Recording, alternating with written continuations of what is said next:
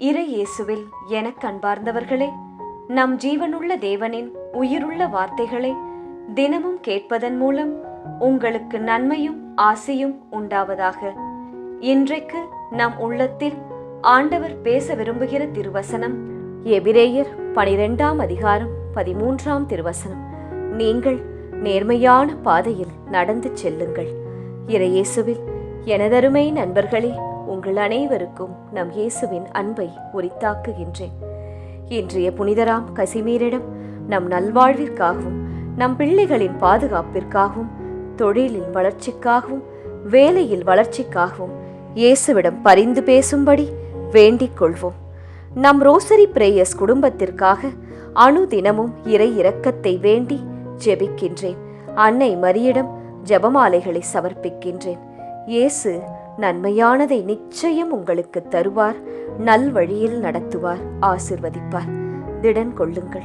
சரி, இன்றைய வசனத்தை, இறை வார்த்தையை மிகவும் சிறியதாக நீங்கள் நினைத்தாலும் அதில் ஒரு முக்கியமான வாழ்க்கை பாடம் இருக்கின்றது.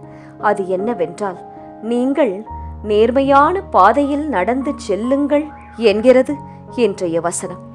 நேர்மை என்பது பேச்சு மட்டும் அல்ல நண்பர்களே, செயல். நம் செயலில் காட்ட வேண்டும். நீங்கள் நேர்மையாளர் என்றால் உங்களை பார்த்து யாராவது வாழ்க்கையில் அப்படி என்ன நீ பெருசாய் சாதித்தாய் என்று கேட்டால் தலை நிமிர்ந்து மார்தட்டி சொல்லுங்கள், என்னை நம்பியவர்களை நான் ஒரு நாளும் ஏமாற்றியதில்லை. ஆனால் நான் நம்பியவர்கள் நேர்மையாளர் இல்லாததால் என்னை ஏமாற்றி இருக்கிறார்கள் என்பதாய். நேர்மை தவறாமல் வாழ்பவர்கள் நேரத்திற்கு தகுந்தாற்போல வாழ்பவர்களை விட நிம்மதியாய் வாழ்வார்கள், உறங்குவார்கள், மோட்சம் அடைவார்கள். கொஞ்சத்திலே உண்மையுள்ளவர்களை இயேசு அநேகத்திற்கு அதிகாரியாக வைப்பார் நண்பர்களே. விவிலியத்தில் நேர்மைக்கு உதாரணமாக நாம் அறிந்த, படித்த நிறைய நிகழ்வுகள், மனிதர்கள் உள்ளன. கேட்போமா? நத்தானியேல், ஏழை கைம்பெண், யோசேப்பு, தானியேல், சாமுவேல், அபிரகாம், தாவீது ராஜா, சக்கேயு, அனனியா, சப்பிரா, பவுல், இவர்கள் அனைவரும் ஒவ்வொருவரும் தனது நேர்மையை ஒவ்வொரு கோணத்தில், ஒவ்வொரு தருணத்தில், ஒவ்வொரு சிச்சுவேஷனில் தங்கள் வாழ்க்கையில் வாழ்ந்து காட்டினார்கள்.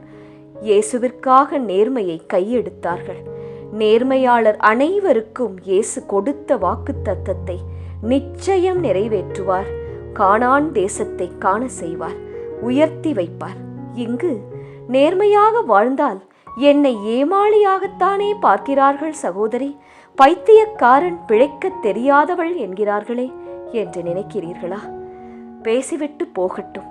நீங்கள் உங்கள் கணவருக்கு, உறவினருக்கு, மனைவிக்கு, நண்பர்களுக்கு, வேலை செய்யும் இடத்தில் முதலாளிக்கு, உங்களிடம் வேலை செய்பவர்களுக்கு, உடன் பிறந்தோருக்கு நேர்மையாயிருங்கள். ஆண்டவர் உங்களை ஆசிர்வதித்து நிம்மதியாய் குடும்ப சகிதமாய் உயர்த்தி வாழ வைப்பார். உங்கள் ஊதியம் மக்களிடம் இருந்து, உறவினரிடம் இருந்து, பிறரிடம் இருந்து உங்களுக்கு வருவது இல்லை நண்பர்களே. அது பிதாவாகிய இயேசுவிடம் இருந்து உங்களுக்கு கிடைக்கும். அதுக்கு விலையே கிடையாது. சத்திய உதடு என்றும் நிலைத்திருக்கும் என்கிறது வசனம். நீதிமான் உத்தமத்திலே நடக்கின்றான், அவனும் அவன் பிள்ளைகளும், அவனும் அவன் சந்ததியும் பாக்கியவான்கள் என்கிறது வசனம். பொய்நாவு இயேசுவுக்கு பிரியமில்லாதது மட்டுமல்ல, அருவருப்பானது என்று ஒன்று உண்டு என்றால் அது பொய்நாவு, பொய்சாட்சி சொல்லுவது. அது மட்டும்தான். கடவுளின் கண்முன் நேர்மையானதை செய்யுங்கள் நண்பர்களே. அப்போது இவ்வுலக வாழ்வில் மட்டுமல்ல, விண்ணுலக வாழ்வையும் சொந்தமாக்கிக் கொள்வீர்கள்.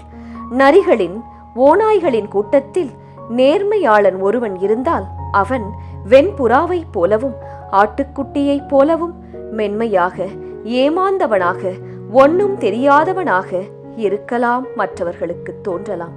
ஆனால் உங்கள் பாதுகாப்பு, உங்கள் ஆசிர்வாதம், உங்கள் அரண் பரத்திலிருந்து வரும்.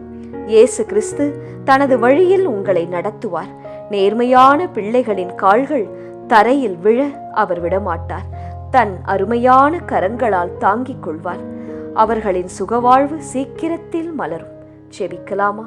இயேசுவே, நீங்கள் நேர்மையான பாதையில் நடந்து செல்லுங்கள் என்று இன்றைய வசனத்தின் மூலம் எங்களோடு பேசினீரே. பல விவிலிய உதாரணங்களை எங்களுக்கு தந்தீரே. நத்தானியேலை போலவும், ஏழை கைம்பெண்ணை போலவும், யோசேப்பை போலவும், தானியேல், சாமுவேல், அபிரகாம், தாவீது, சக்கேயு, அனனியா, சப்பிரா, பவுல் இவர்களையெல்லாம் போலவும் நாங்களும் உமக்கு பிரியமான நேர்மையான பாதையில் நடந்து சென்று உமது கையின் பிரயாசங்களை எங்கள் ஆசிர்வாதங்களாய் பெற்று எங்கள் வாழ்வில் உயர எங்களுக்கு கிருபை பாராட்டும் இயேசுவே. ஆமென். இயேசு கிறிஸ்துவின் பெரிதான நாமத்தின் நிமித்தம் ஜெபிக்கிறோம். ஆமென். ஒவ்வொரு நாளும் உங்கள் உள்ளத்தில் ஆண்டவர் பேச விரும்புகிற இறை வார்த்தையை தெரிந்து கொள்ள ரோசரி பிரேயர்ஸ் சேனலை சப்ஸ்கிரைப் செய்யுங்கள். மேலும் உங்கள் நண்பர்கள் மற்றும் உறவினர்களுடன் ஷேர் செய்யுங்கள். நன்றி.